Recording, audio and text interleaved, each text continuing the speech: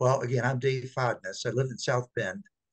I don't know if you guys all know where South Bend is at, but South Bend is about 10 miles south of the Indiana-Michigan border, about 90 miles straight east, slightly southeast of Chicago. And I've lived here for 60 some years. 10 years I spent in Chicago area. And the layout I'm going to be showing you started in 2015. And you'll notice in the first bullet point, layout is was. The layout is no more, and we'll get into that in a moment. But the layout was an approximation of the south side of South Bend. South Bend is and was an industrial town. My layout is set in the summer of 71. It's HO scale. And again, I've been at it for about 8 years. And unfortunately, my wife and I made this grand decision to move. So I'm actually presenting this from our new home that we just moved into. And as a result, the layout is gone. So this is an overview of the layout as it looked in April of 2023. And there's an overview of the layout as of July. So you can see it's gone. It's a, this layout was essentially completed. So it was difficult for me to tear this one down. I've had other layouts that I've dismantled, but this one, for all intent and purposes, was complete. Real quickly, this is a diagram of South Bend, Indiana. South Bend is right in this area here. North is up. And in 1971, the city was dominated by Penn Central. We had a line that came down from Niles right there. We had the main line of the old New York Central water level route came through town, which was Penn Central in 71. The Penn Central came up from Plymouth through via Logansport via Plymouth right here. The NJI&I, which is the New Jersey, Indiana, and Illinois Norfolk Western subsidiary, came up from Pine right here. This was another Penn Central line that came up in the South Bend. This was the Kankakee line branch, that New York Central branch that looped around Chicago, came up through North Judson. We also had via the yellow line, this is the Grand Trunk that cut through town. And then last but not least, we had the South Shore, which was up here to the north. The area that I modeled is roughly where my cursor is at. This is a blow up of this area right here. So again, this is the New Jersey, Indiana, Illinois line coming up from Pine. This is the Kankakee line that came up from North Judson. Up here, not shown in yellow, is the Penn Central / Old New York Central main line. And then this is the Grand Trunk. In South Bend, there's shared trackage between the Grand Trunk and Penn Central in this era. Still is shared trackage between Norfolk Southern and Grand Trunk. And again, I model roughly this part of the city. Notice there's the old Studebaker plant, and Allied Stamping is shown there. That's a large industry on my layout. Mastic Corp is a large layout. And then this is Oliver's, which was the shared yard in South Bend in the 70s between Penn Central and Grand Trunk. Interestingly enough, why did I choose the Terminal Railroad? Classic, I didn't want to have to model authentically, but I wanted to model realistically. So you do a South Bend Terminal Railroad. So that if one of you say, you know what, you didn't really model Steel Warehouse or whatever correctly, I can say, well, that's because I'm doing a facsimile. But the other reason, the idea behind the layout is that the shippers in South Bend are dissatisfied with Penn Central and the New Jersey, Indiana, Illinois, and they decided, you know what, we're going to form a terminal railroad and we'll take traffic that comes out of Oliver's and we'll do the last mile rail delivery. This is a plan of the layout. It was built in the second floor of our condominium. And you can see that it's roughly, this is 14.7 up here, 12.6, I think, over here, 12 feet. And then this is about a 9-foot extension with this 13-foot long peninsula. So the layout started simply as around the walls. And I like to build. And so about 3 years ago, I made a decision to add some additional operating interests. So I built this peninsula. I'm an operator builder. I don't do much photography. So you're going to see when we get into the layout that I don't have, I have blue walls, but I don't have any kind of a photo backdrop. So again, going back, there's Oliver Yard and there's Oliver's right there. So this track down here that comes in represents the NJI and I as it came up into South Bend. This line up here is the Kankakee branch that came up through North Judson. And then this is Oliver's. And then around back here is the Penn Central line that came up, which would be over here on the map from Plymouth via Logansport via Plymouth. So I use that as an interchange point. The first two photos I had of the layout, I was standing here to show the overview. And what I'll do tonight is simply walk you through the layout from starting from the yard here, and I'll go clockwise around. So again, there's an overview. This is that peninsula I call the Mastic Peninsula because it's occupied strictly by mastic. There's Oliver's. Come around the layout, and then over here is the Plymouth Industrial Plant, the line that goes down to Plymouth. So we'll start our photo tour over here. This is the NJI and I line that came up from Pine.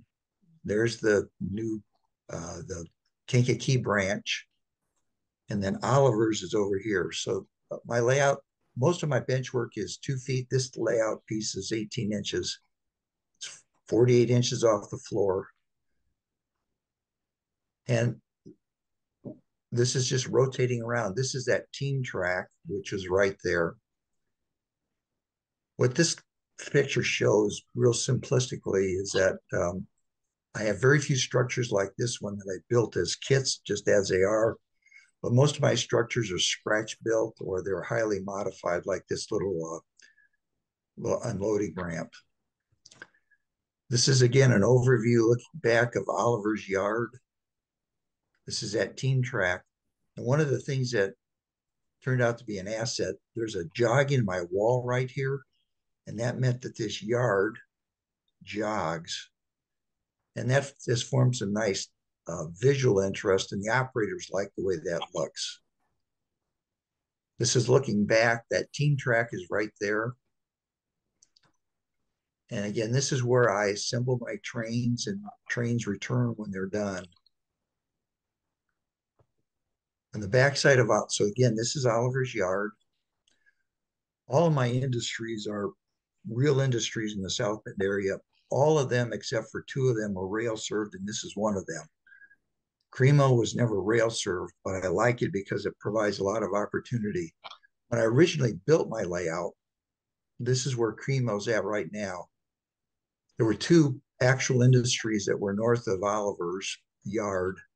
Rayco, they make electrical boxes and electrical accessories. And Armco, they make corrugated metal drainage piping. But I like to operate. These industries were nice because you drop a single car off, where this food processing plant, I've got multiple car types, and I load into here sugar, flour, and grain. And so our operators really like that. This is a shot looking down at the lead to Cremo. And you'll notice, I'll get into my motive power in a bit, but you'll notice here the symbol on the front of this Jeep 35. This is an engine I got from Tom Johnson via Quentin Schimmey, and it's been patched out for my railroad. Again, there's Oliver's Yard, Cremo in the backdrop. And this is the lead into my engine terminal, which is right here. Cremo is here. This is the yard down here. Another large industry correctly placed is Torrington. Torrington was in South Bend. It started out as Bantam Bearings, and they still exist, but no longer in South Bend. They make bearings of all kind. Interestingly, I think several of you know Andy Laurent. About 4 weeks ago, Andy sent me an ad that he had from Athearn in 1960, and they were announcing that they had commissioned Torrington here in South Bend to make their metal um, axles. So just a little bit of trivia. Most of my structures are rather large. This one's about 5.5, 6 feet long, and they're all kit bashed. And I'm not even sure which. I think this is a Walthers tire factory, and that's a Walthers milling. Again, Oliver's Yard is to the lower left here. There's Torrington. There's my engine house, which is scratch built. That's a Penn Central Jeep. And there's a patched out Grand Trunk SW9 for my railroad. Looking back, the engine house, Torrington, Cremo, the PC Jeep, and this patched out Grand Trunk. The engine house, Torrington. Again, the engine house would be down here to the lower left. This is my drill track for my yard. This is Portage Avenue. This was Portage still exists. It's a street in South Bend. And up until 1968, they had this wooden viaduct over the rails. Again, I like to scratch build. And this forms a really nice view block when you're operating the yard. And most of the doggone kit of wood bridges, the approaches are real steep. And, so this is gradual. It fits the locale. And beyond that is Drury's. I don't know how many of you like beer or liked it in the 60s and 70s, but Drury's was in South Bend. They had a plant here. They operated until the mid 70s until they closed down. And the city of South Bend is still in the process of tearing this building down. I'm standing where Drury's is at, looking back. That's Torrington. And then this again is that bridge. I made a jig, scratch built all the bents. And here I was getting ready to put in, I don't know how many hundred net bolt castings, but it drove me crazy. There's my Drury's plant. There's an overview. So Nicing, this is pretty authentic. This is, again, a Walthers. I think this is their hardware. I'm not sure which building, but it's opened up. And the front of Drury's looked like this, had this similar architecture. They had 3 real narrow grain bins. City of South Bend built them a off-white water tower. And on the lead into Drury's was this little steel fabrication company, never rail served. It's called Inland or Liberty Steel. In my layout, they produce steel coil. So it's every once in a while I'll park a gondola here. And that makes it interesting for operators. If this gon is to stay and you're trying to bring cars back in, you've got to bring that out, etc. Drury's is back here to the left. I'm coming around the corner. This is a 12-foot leg of the layout. There's a team track down here. And this team track actually in South Bend in the latter years, they did a lot of coal deliveries, especially Illinois Central brought a lot of cars in for Notre Dame. Notre Dame got coal shipments directly as well as St. Mary's College. That line got abandoned not too long ago, and the university, they're no longer using coal, but they brought their coal into this team track, offloaded it, and then drove it to the university, which was about a 5 or 7 mile drive from here. This is that team track right there. And then two other industries before we make the final turn on the layout. One of them in the background is Sturgis Iron and Metal and the South Bend Tribune Warehouse. This industry is still here, still rail served in Indiana. It's now OmniSource. There it is right there. There's the Tribune. South Bend Tribune no longer prints their newspaper in South Bend. It's printed in Grand Rapids, but they brought in Canadian National and Central Vermont brought in cars. And then in the back of this, there's a small little business. This is a business that provided services to the commercial building trades, Haas, and they brought in a boxcar or two of primarily products for like wood doors and all. South Bend Tribune Warehouse, again, a kit bash Walthers building with a scratch built addition. That's the Sturgis Iron and Metal scratch built fence around it. As you come around the corner here on this track, this is the old Studebaker building, and properly placed to the west of Studebaker's was Prairie Avenue with commercial buildings. Most of these are simply built as kits as they are. That's an old Cooch kit, Woodland Scenics, and these are design preservation. There's Prairie Street coming across, and there is Allied Stamping. So Allied Stamping came into Studebaker's right after they closed in '63, and they provided fenders, hoods, rocker panels, etc. Primarily, well, for the big three, but in the 1970s, it was primarily Chrysler. So they brought in steel coil cars, and they obviously shipped out auto parts by boxcar. The NJI&I was the servicing railroad to them, and this number 2 and this NW2, this is an old Kato engine. This is one of the few engines on my layout that's quite accurate. This is a crane to unload steel coils. So this is the south end of Studebaker. It's now Allied Stamping in this photo. The reason I showed this to you is that this piece right here, which is very prominent, and that's right here. They had Studebaker had their own yard, and hence Allied Stamping took that yard over. And in the 70s, they were still shipping out some auto parts in 60-foot boxcars, 60-foot boxcars and 86-footers. But my layout is small enough that I primarily ship out in 60 and 50-foot boxcars just simply for the purposes of scale. This is the track that came up from Logansport through Plymouth. And that track is right here. And there's Allied Stamping. And that business, this industry in my layout is about 6 feet long to give you some idea of scale.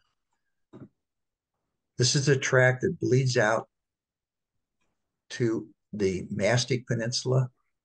There's that track right there. That's right here. There's actually a runaround. Mastic Corporation in South Bend, in the late 40s and 50s, made asphalt impregnated siding. And in the late 60s, 70s, and on, they changed over to vinyl siding products. Their plant was sprawling, and I decided to divide it up into 2 pieces. This is what I call Mastic Plant 1, and it's a combination of kit bash. This is an Atlas Middlesex building. That's a Walthers freight house, and then these are scratch built pieces. And then there are components from Walthers plastics plant. There's another shot of it, another shot from the backside.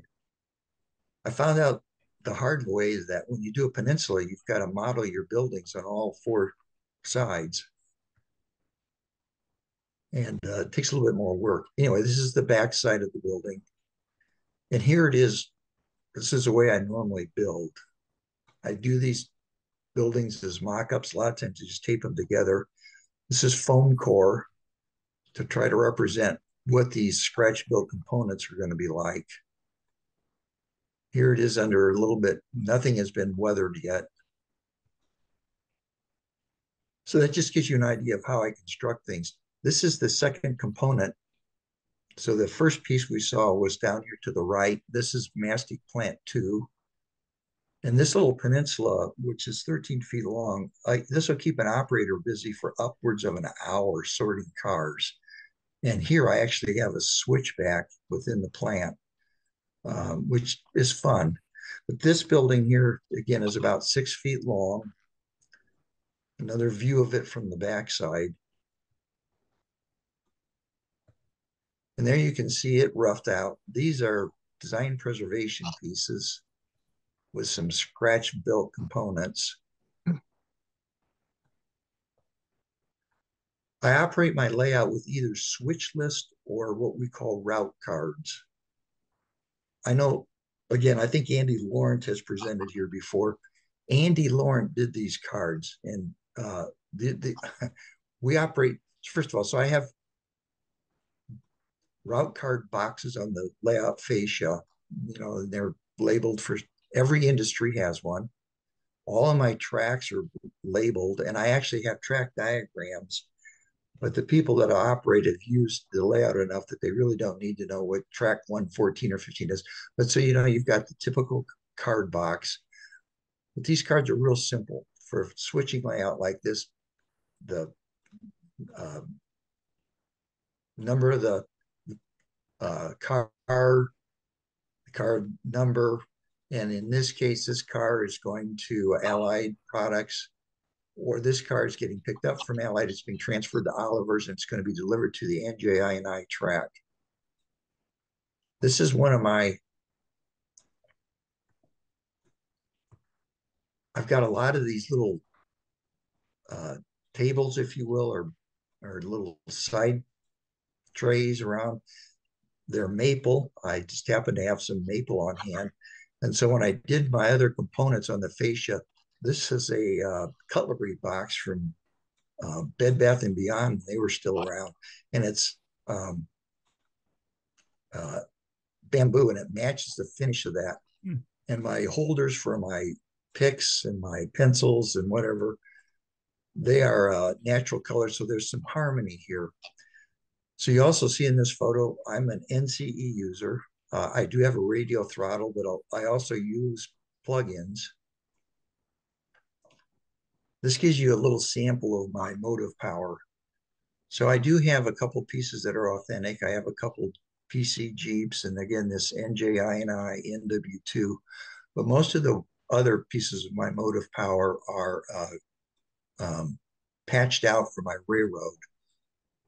All of my, I have 11 locomotives. They're 100% Loc sound. I operate with full momentum, so the brake is essential. And one of the folks I hang around with is Bruce Berta. Bruce really loves to program these locomotives so that, in speed step 1, they just barely move, but they move, nothing jerks. And we keep the track pretty immaculately clean. So I don't have any, I only have one locomotive with a keep alive, and it's this one. This is an old Kato unit. This got completely reworked by the late Chris Thompson. He had it milled out. We stuffed the speaker in here and the components. We also stuffed a keep alive in here, but none of my other locomotives have it. I've weathered almost 100% of my freight cars, but when it comes to locomotives, I've just had this phobia. So most of these freight cars I've been weathered by others. So for instance, this PC Jeep was Tom Johnson. Tom did this one. Quentin Shinny, I don't know if any of you know him. He weathered these for me. My rolling stock is real simple. Most of it are older kits from Branch Line, or in this case, Proto. Almost everything is weathered on the layout. And I weather pretty simplistically. I use an airbrush to put on dull coat, and I either put it on just plain, or I fade it or darken it depending upon my mood. And then my liquids that I use gouache. I don't use oils, never got into oils, but I started using gouache, and I use a lot of pan pastels. So this gives you a little bit of an idea of what my weathering looks like. And here's a group of freight cars, including that New York Central. Last but not least, my track. I'm code 83, except for my sidings, which are code 70. So it's 70 here. And this is that first business we saw. This leads into the team track when we had the opening slide. So I code 70 for sidings. And you'll notice in here, if you look at the ties there versus here, I separate my ties on all of my spurs. And most of the spurs, like this one, it's hard to tell,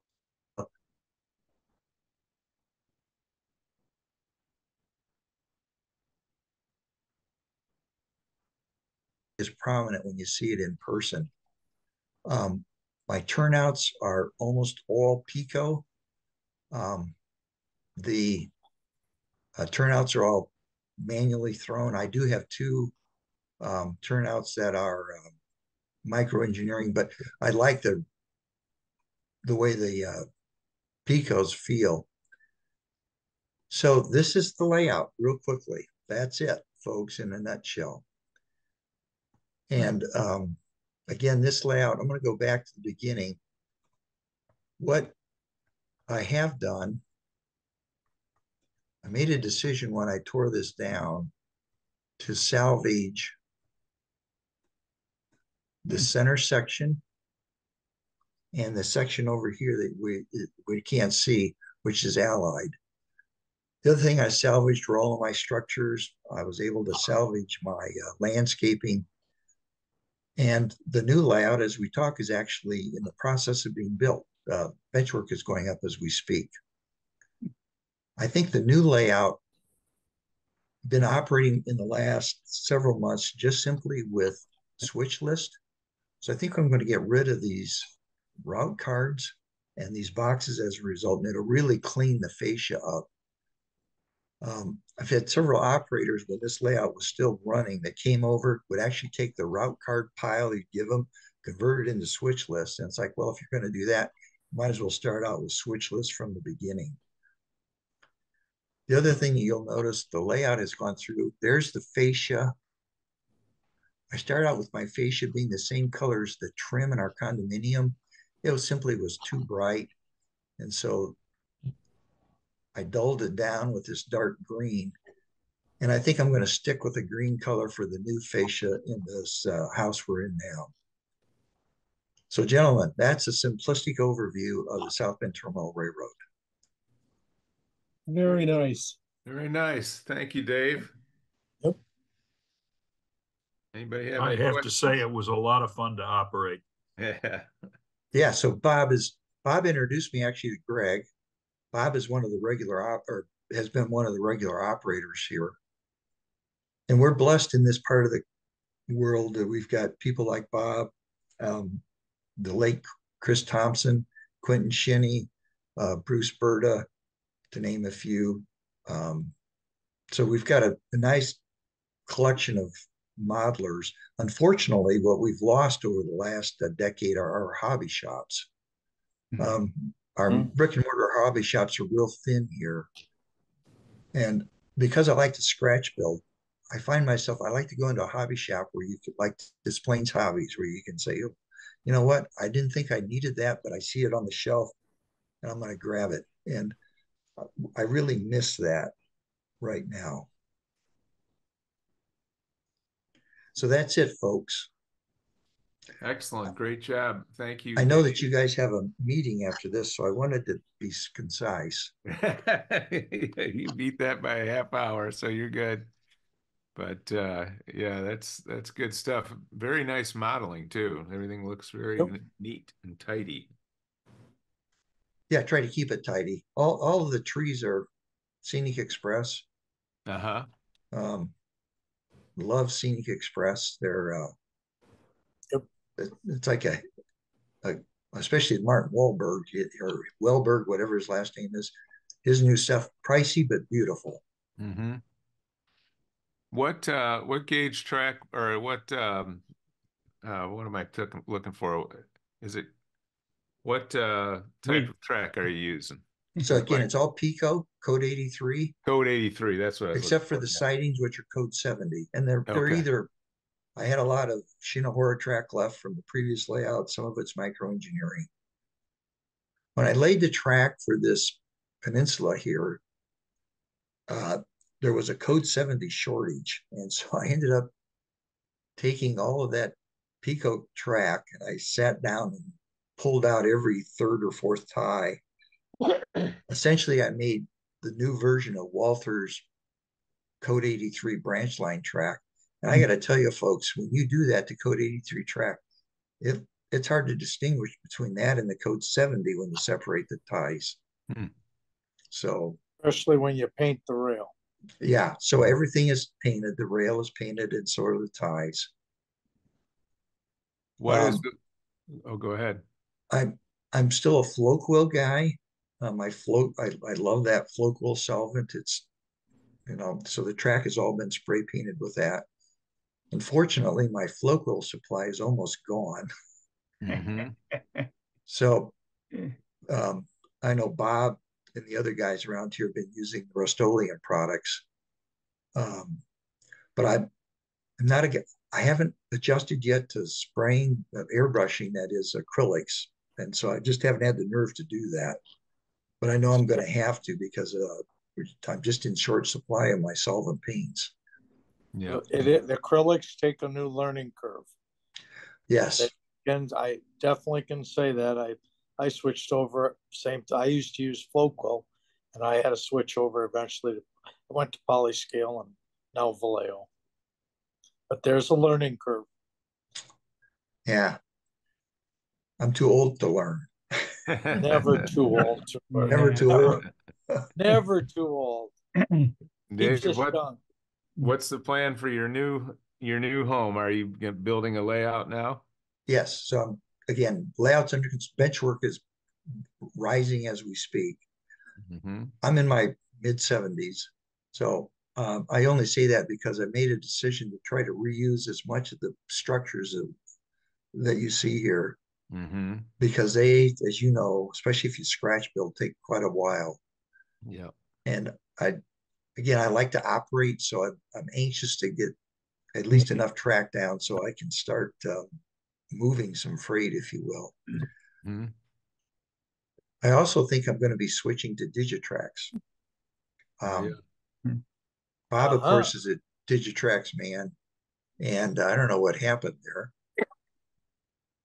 but yeah, you closed your. I don't know how that happened. I can stop your sharing if you like, or. Can you see it now? Yes. Yes. So I got into DCC when I was living in Crown Point, Indiana, back in 10 years ago. And I still was associating with a lot of the guys in the South Bend area, and they were NCE people. So I got NCE, like NCE, love it actually, great for programming. But the new throttles that Digitrax has are just phenomenal. The new small throttles, they fit in your hand well. And our operating sessions are generally about 2 to 3 hours. And when you're operating that long, you need to have something that feels good in your hand. So simply because of that reason, I may end up ditching the NCE system. I'll keep this Digitrax system because I know that it programs very nicely. Well, the new throttles are fantastic. At UT6. Yep. Most people really like them. However, if you do switch, be aware that it's kind of nice to put, for many of the operators, put them in basic mode. And I speak from experience because on that throttle, F8 can kill the entire railroad, power it down. And I had that happen 3 times with one operator. We didn't, but I had another experienced operator who knew the throttle, and we figured out when he was pushing the F8 button, he shut the entire railroad down during an opposition.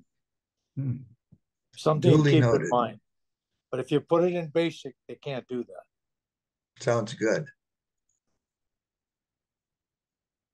So the new layout will be 100% cantilevered from the walls like you see here.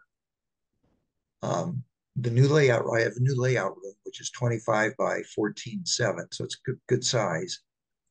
And it's carpeted, fully finished with nice LED recessed lighting. And it'll be nice. This room that you can see is carpeted, but unfortunately, this middle peninsula had legs.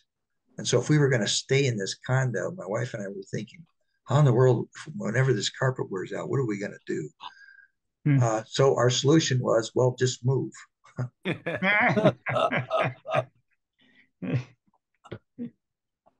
If you want to protect the carpet, you can put these moving coasters. Yeah, if you ever seen them in the home improvement stores, a lot of them, they have a plastic base one that's a rubber. It looks like a coaster for a glass, and you can put those under the legs and protects carpets real well.